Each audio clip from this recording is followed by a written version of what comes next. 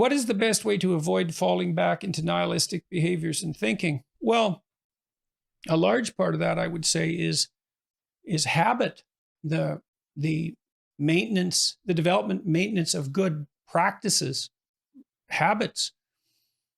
If you find yourself dissolute, uh, neurotic, if your thought tends in the nihilistic direction, and you tend to fall apart, organizing your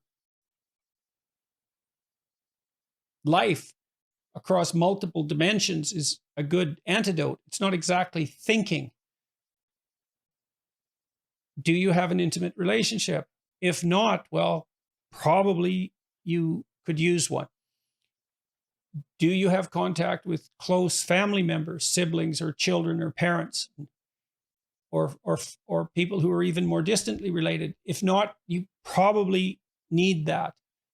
Do you see your friends a couple of times a week and do something social with them? Do you have a way of productively using your time outside of employment?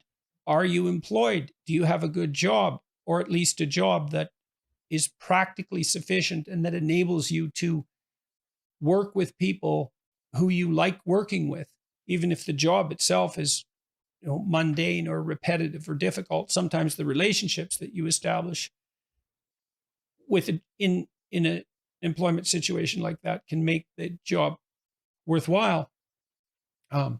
Have you regulated your response to temptations, pornography, alcohol abuse, drug abuse? Is that under control?